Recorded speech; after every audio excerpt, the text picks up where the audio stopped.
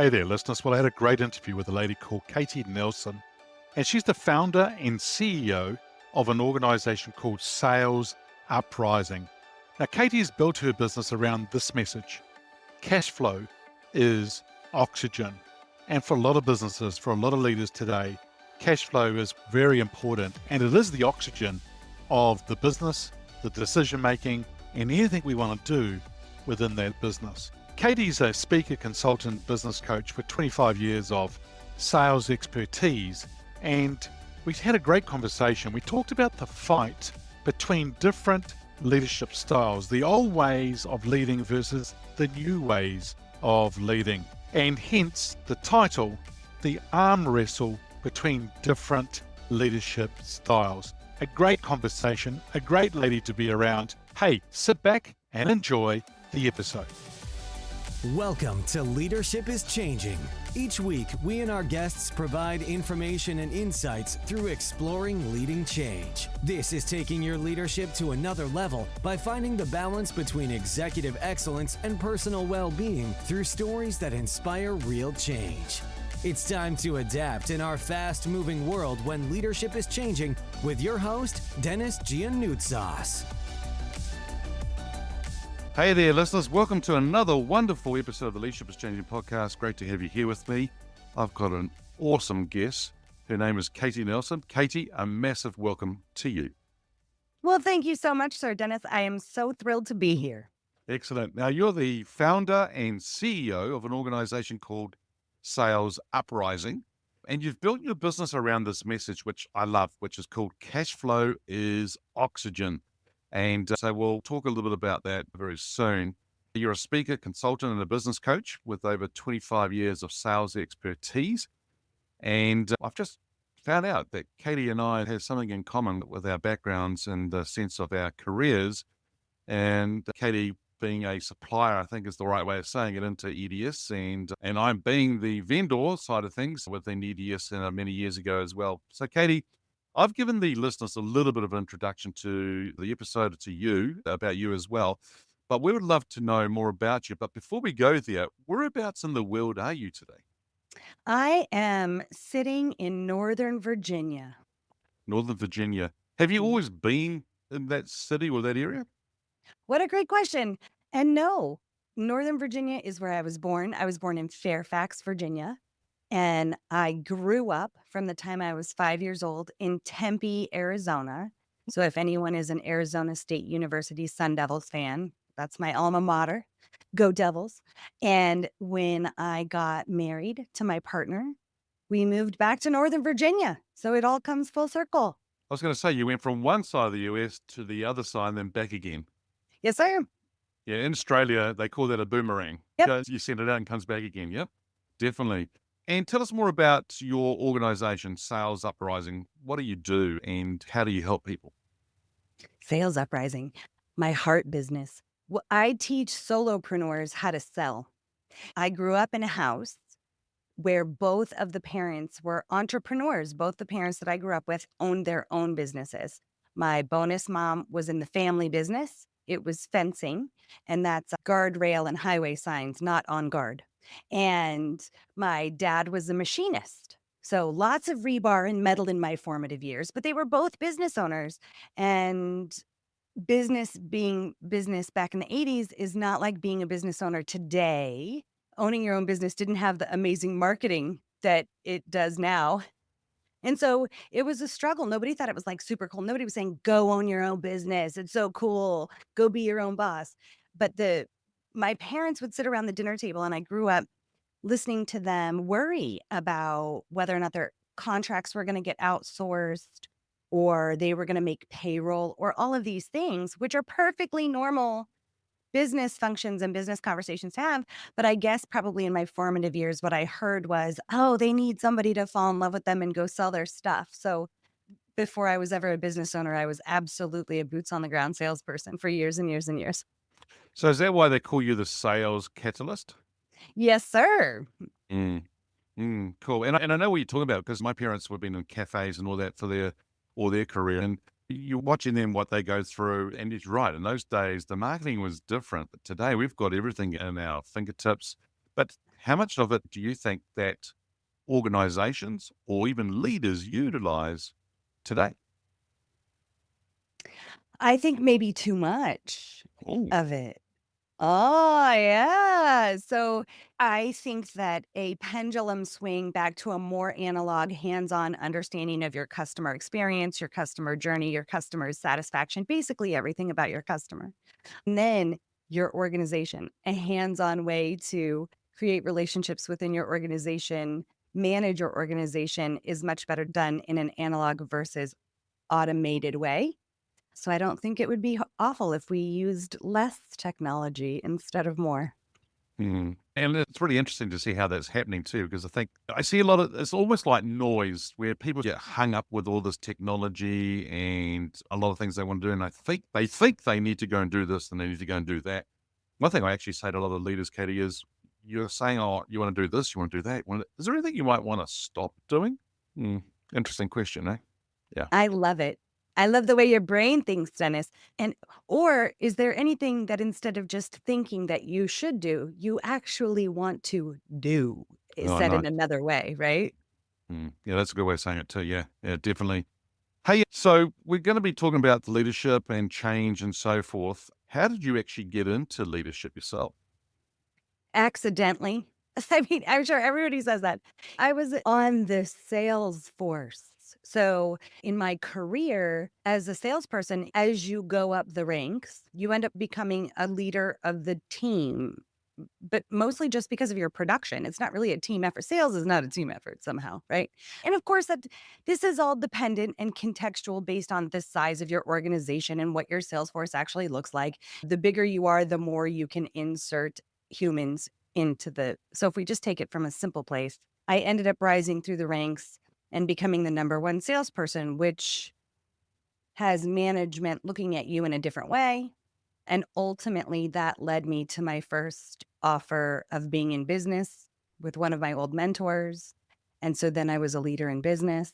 So really and truly accidentally. It is not, it was the same thing in sports. I played tennis. So, being a leader on this as a singles in tennis, but on a team. So Yeah. just accidentally. I hadn't really even thought of the concept of me as a leader probably until 10 years ago. And I've owned businesses for 12. Mm, So It is crazy in the sense that, but it's actually normal too, because in the sense that I think you're right. There's a lot of people that become what I call that accidental leader because they look around and they go, oh, there she is. Well done. Congratulations. You're now the new leader. Good luck.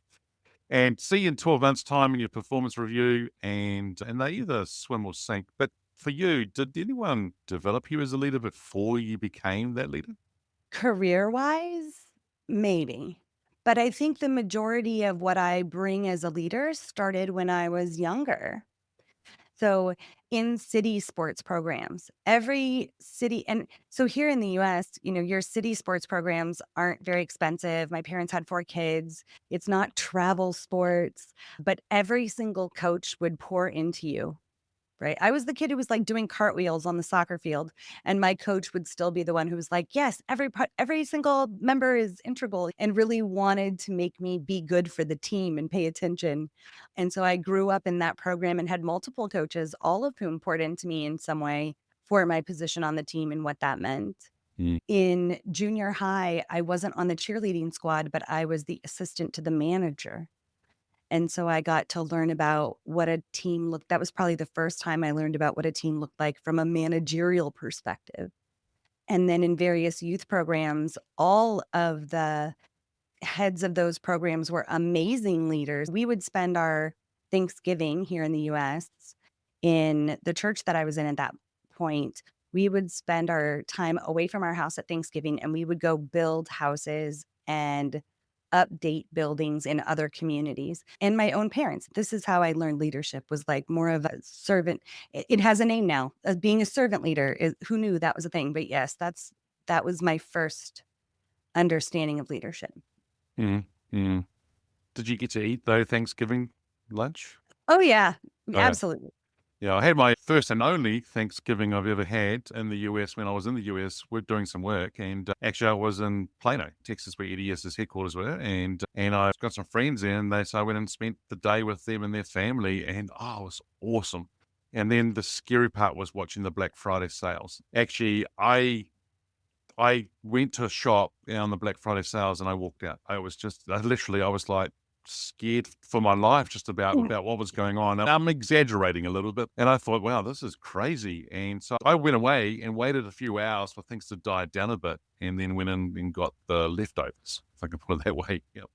But I think the example you just given there about the church going out and helping others and servant leadership, that's a big thing today. And I think, listeners, if you're not out there as with the attitude or the mindset of a servant leader, I think that's something you need to think about as well. Definitely. Listeners, you won't be able to see this, but Katie's got some books and behind her. One of them is called Profit First. What a cool book that one is, huh? I love that book. I love that book so much. Nature hates a vacuum. So, and you hear it all the time. And I don't know the first time I ever heard that, but I remember thinking it when it came to a calendar and time management, right? So I've owned 3 businesses, the first 2 of which I was a co-owner. And in the second of those, my partner was like, okay, so we're at that place where we can grow and I need to get an assistant. And I said, great. What are you going to do once you have an assistant? And he said, no, it's the things that I won't do because I'm going to give them to her or him or them. And I said, great.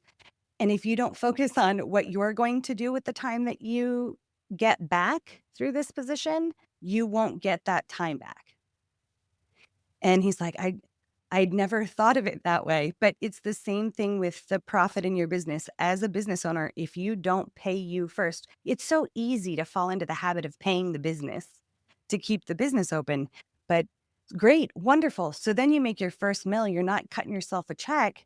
It's going to be exponentially harder to do so at a run rate of $1 million than it was back when you made 50 grand. So pay yourself first. Nature hates a vacuum. If you don't do it, it will be harder to do it later. I know that seems antithetical, and so many things about business, especially small business trying to grow into bigger business, is antithetical to like the answers that we really need. It doesn't seem to make logical sense, but once you go through it, you totally get it. Yeah, and listeners, if you don't know what we're talking about, check out the book Profit First. It's really, really quite cool. So, but I actually picking up from what you're saying as well, Katie, in that example is that it comes down to habits, and it comes down to the habits we put in place as leaders to actually look at things and make sure that we're actually putting things in place. And there's great books out there about habits, like Atomic Habit and so forth. And yeah, what's the other one you're pointing at?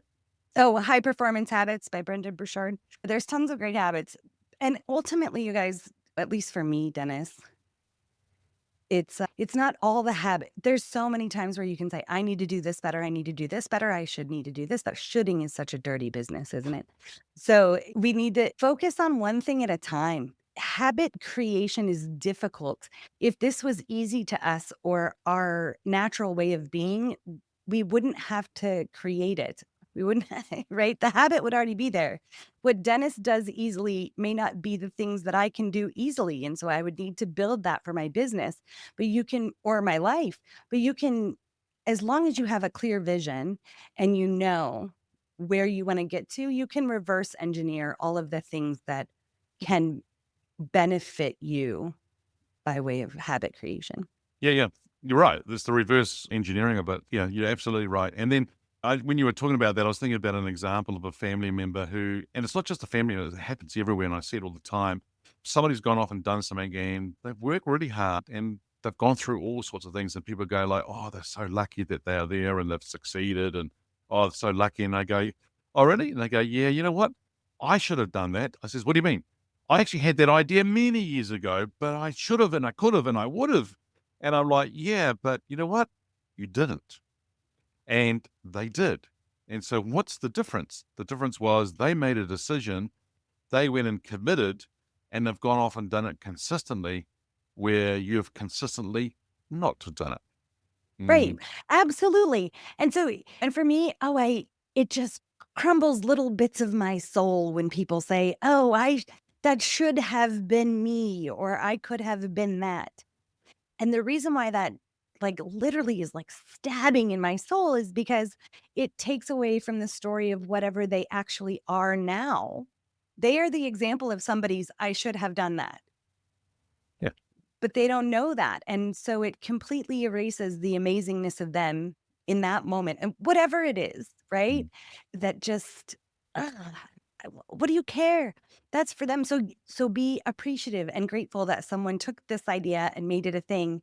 What do you want to do? Yeah, absolutely. And I don't know if, I think it's less in your part of the world. Yes, it's there. But in this part of the world, there tends to be what we call the tall poppy syndrome, Oh, wait, whereby say that again slowly. the tall poppy syndrome. So, Okay. so if you think of a field of poppies and there's that one poppy that sticks up, in this sort of part of the world, we might chop it down. Where in other countries, we see everyone go, so we talk about that. There's a person sitting at the lights with a Ferrari, and in some countries, they look at it and go, oh, you jerk. Or others go, ah, rich person. Where in other countries, they go, good on you. Awesome. Great work. And so there's that side of thing that comes into play as well. So, not to take your interview from you, Dennis, but if we take that idea and extrapolate it into leadership, does New Zealand, so tell me, educate me, does New Zealand think of leaders as tall poppies, or are they just one poppy in a poppy field?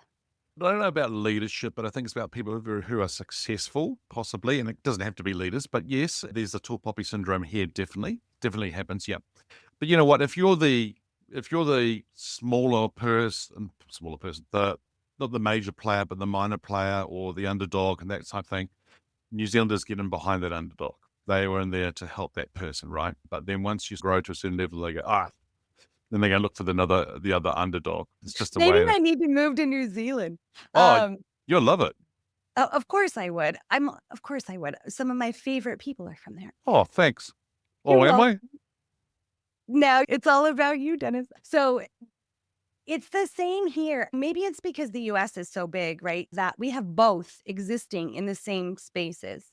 So how you and that's a challenge. If you're a business owner, it's a challenge. Am I speaking to the people who root for the underdog? Or am I speaking to the people who are successful? Like, how do I balance those two disparate ideas? Mm, Right? It can be difficult. And of course, the easy answer is just understand who your target market is. of course. Yeah, Yeah. absolutely. Yeah, and then play to that market and look Yes. after that market really well. Yeah. Katie, who's your favorite leader? Now, this person could be alive or from history. Who's your favorite leader and why? Oh, you're good. Don't be mad at me, Dennis. Oh, you're going to say I've got more than one. I dislike the question Oh, there you go. because it has no context. So if you could tell me, well, who's your favorite leader for this or for this scenario, it would be easier said than done because I don't think all leaders have the appropriate leadership style for all things. Well, let me put it another way for you to give you the context, right? I think that a lot of leaders today, whether it's a good leader or a leader that's not a good leader, it shapes us as leaders, right? And so all those experiences you are now today, the sum of all those experiences, and doesn't matter what you're doing in life. So who has been one of those, you can have more than one, but who's been that person that's for those scenarios has actually really shaped you and helped and given you that experience to be the person you are today? Sure. Outside of all of the people that I could name that nobody on this podcast would probably know. So to try and keep it to names that people would understand, it's going to be people like Golda Meir or Eleanor Roosevelt who and they had differing leadership skills. But what both of them faced was, regardless of what their situation was in their day, they held very fast and very true to the depth of what they believed in to move something forward. And that to me is, and it wasn't for their own personal gain. It was for the betterment of a thing, right? So having the depth, the steadfastness, they didn't use words like transparency and authenticity back then. That wasn't the marketing language that we used to describe leaders of the day. Yep. back then, but those are what we would say now. Mm, yeah. Um, And it's good that you share that because actually people do actually provide answers whereby it's names that the listeners will never know. And things like the mums, the dads, the grandparents, or the local community person. I think there's a whole lot of unsung heroes out there today. Yeah. every day, everywhere in your life, in every space in your life, there are the most amazing humans. And my life is no different. I could rattle off a list of 30 people that I look up to as leaders that no one else would know. But for the purposes of understanding, like just so somebody can have a vision of it and it can be really clear. Those are two examples of leaders that I would look up to. That's great. Great examples. Very good. So the show, I'm going to say this title, but it's also a statement. When I say leadership is changing, what does it mean for Katie? One, I agree with you. I am a Gen Xer.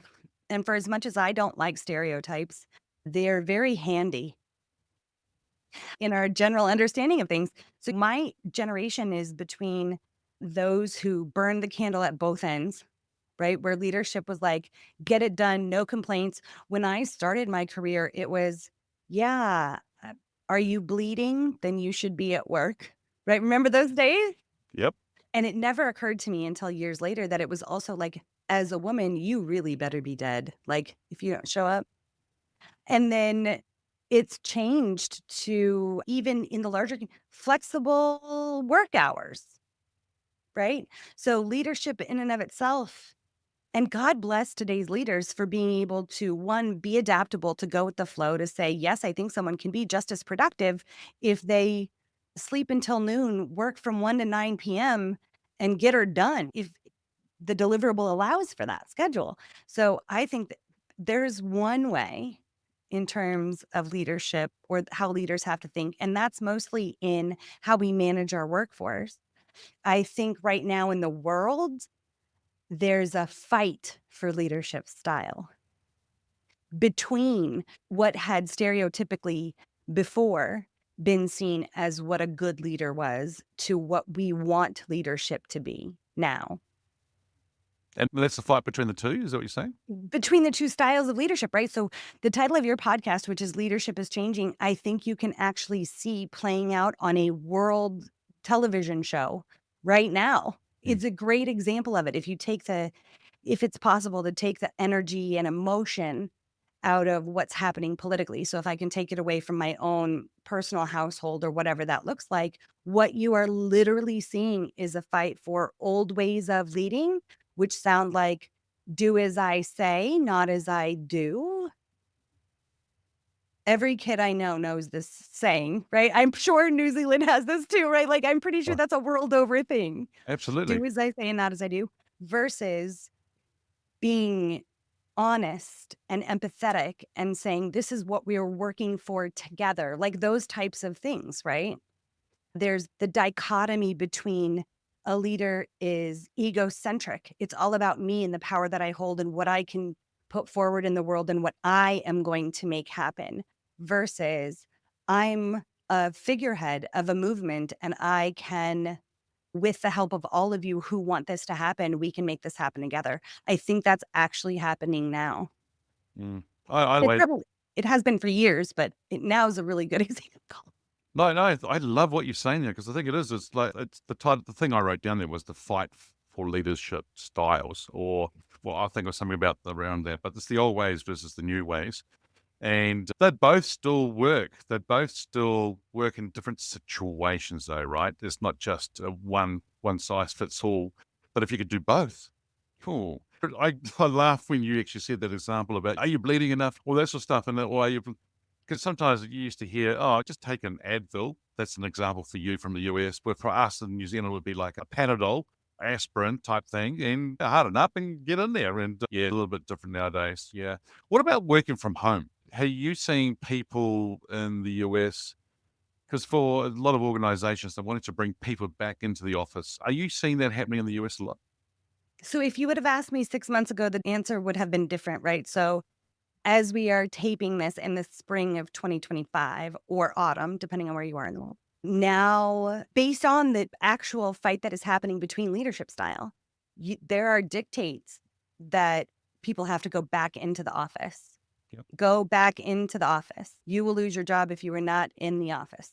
Now, for right or wrong, I think that question could be answered in, has there been a loss of productivity? Has the company or institution remained successful regardless of remote workers? Like, I think there are data points that we could look at that could help inform the answer about whether or not remote versus in person is better.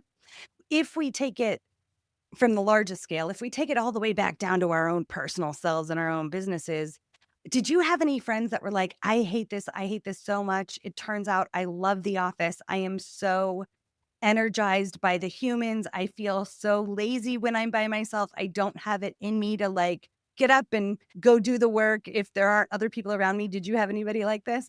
Yes. Yes. And I did too. Now, my partner has literally his whole career worked like telecommuted, or is what it used to be called. He's worked remotely. So when I am wildly that person who's like, oh, I love the structure of the office. I know exactly how to work that system. It's being a boots on the ground salesperson and now a CEO. I'm about working any system, Dennis. So it's efficient. I know how to work it. I know how to hone it and make it better and faster and rah, rah, rah. Being at home, I'm like, now what do I do? And we all had that first week where we were like, oh, this feels great. And then as business owners, we're going, oh, wait, so my bank account. Okay, hold on, Mm. let me wake up. Somebody turn off the Netflix. And I had to go to my husband and say, how do you do this? Time is mutable. It's flowy now. There's no like lunch break per se. And it was amazing. At the end of the whole pandemical experiment, or whatever we want to call that, if we actually take a look at the things that we got to learn about ourselves and how we got to become even stronger as leaders, as followers, because I think we're both. I don't think anyone is just one thing, right?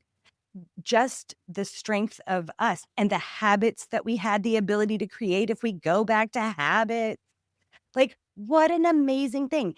And now more than ever, you hear people saying, like, people really know what they want now because they have something to compare it to.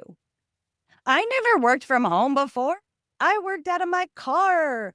There was stuff called windshield time where you're talking to prospects or clients or your business partner or whatever as you're driving to and from the next appointment. Like, and so now we have more data to decide the type of people that we want to be, the type of leaders that we want to put out there.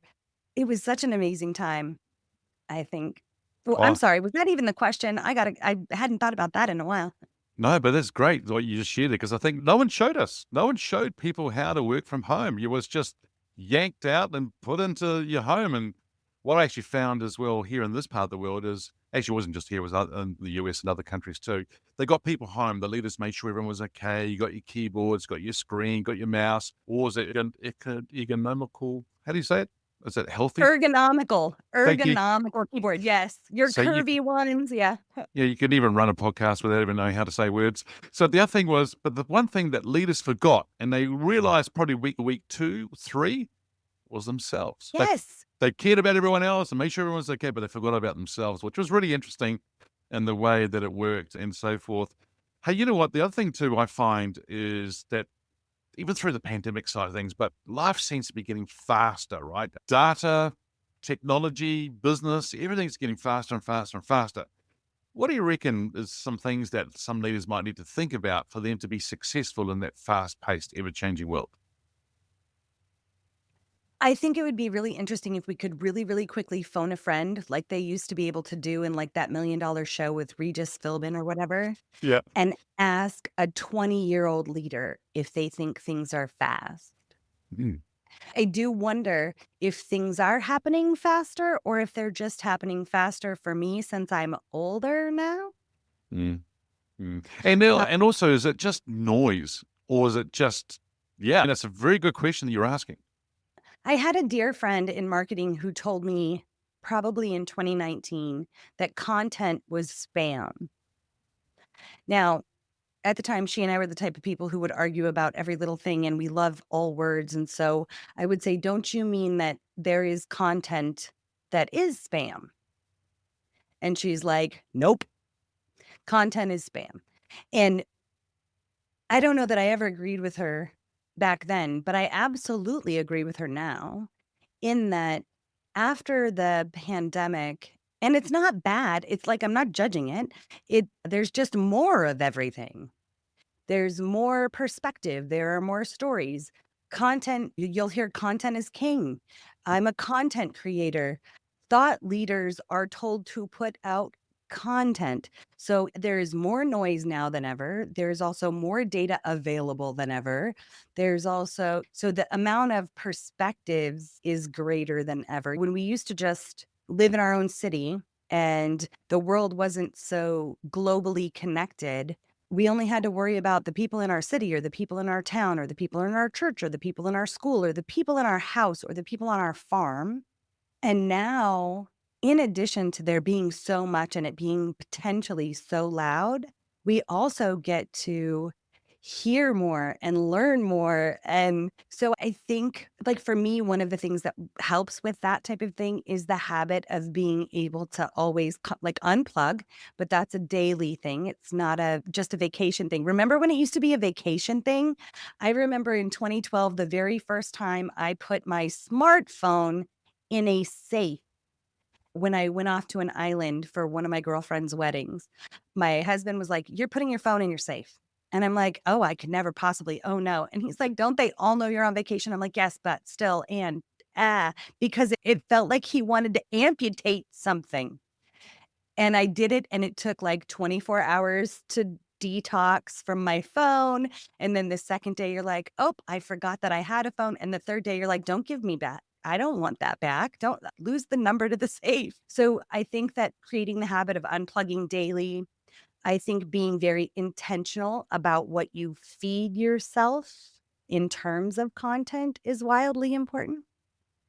And then if you break that idea down all the way to its simplest, it's really know yourself. I like it. You know what? Unplug yourself. Great. That's a habit again. There's another habit we're talking about.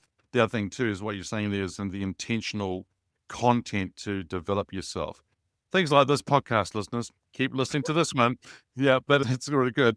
But the other thing you just said before, and I'm just mindful of time here as well, Katie, is that when you said to you just before about you and your friend, you would have those discussions, those things. I actually think that art of those discussions, robust discussions, and it's okay to have different opinions and thoughts, has been lost.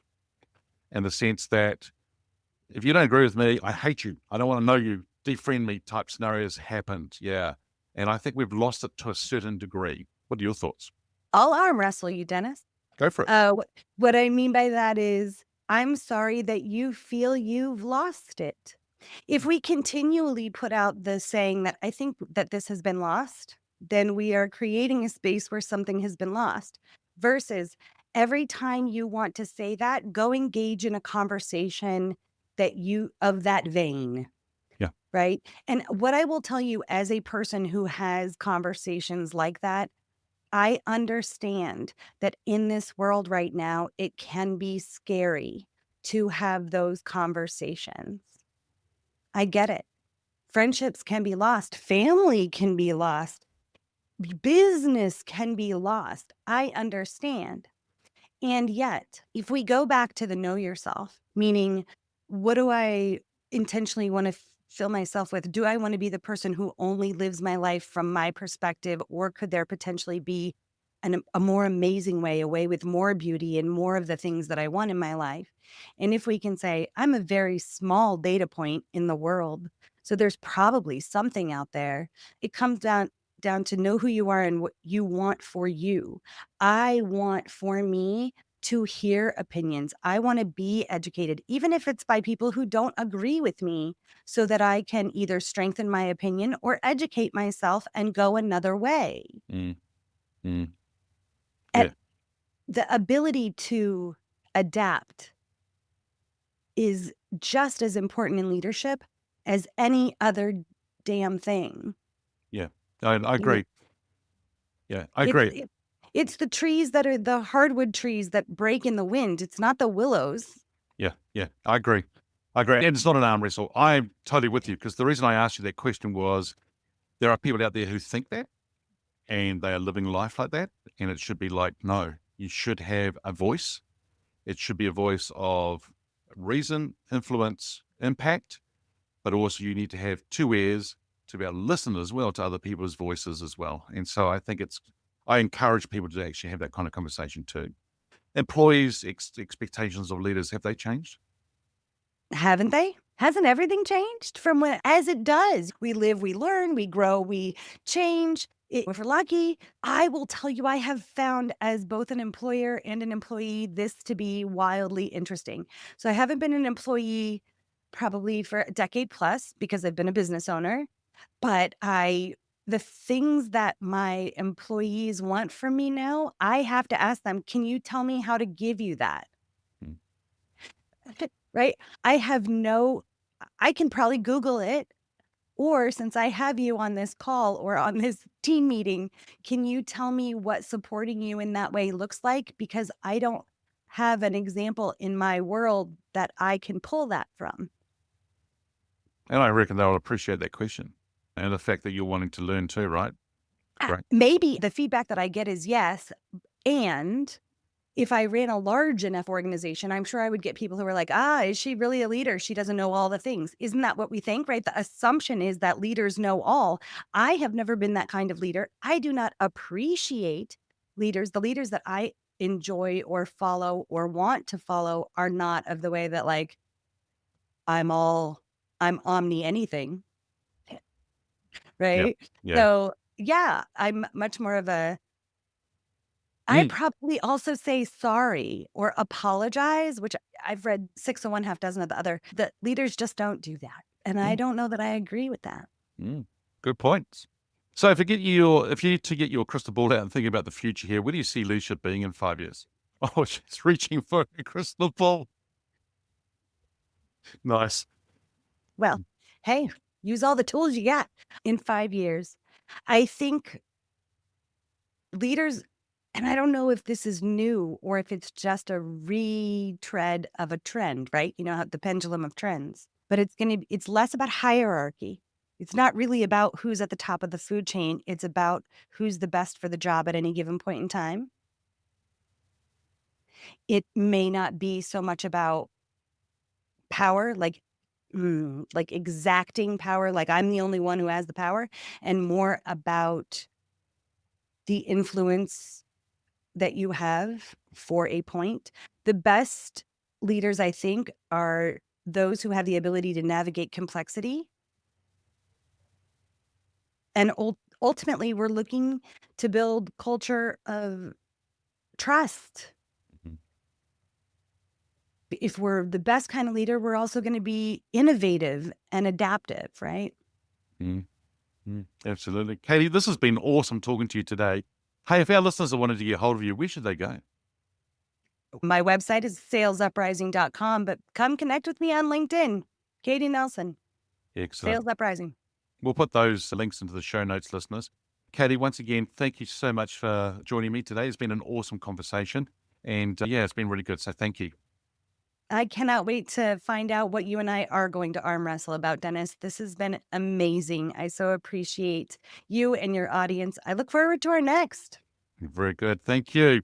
Hey, there you go, listeners. Well, some of us become the accidental leader, but you know what? That's not an excuse. You need to help yourself through that. But it's about serving others as well.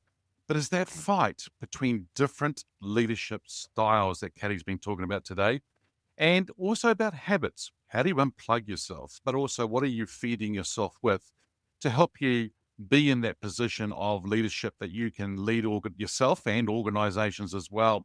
So be careful. But if you know yourself as a leader, that's the key to success. Hey, thanks for joining us. Until next time, bye for now. Thank you for listening to this episode of Leadership is Changing with your host, Dennis Giannoutsas. Each week, we and our guests provide information and insights through exploring leading change, inspiring executives and leaders to adapt and lead a bigger game in a fast-moving world.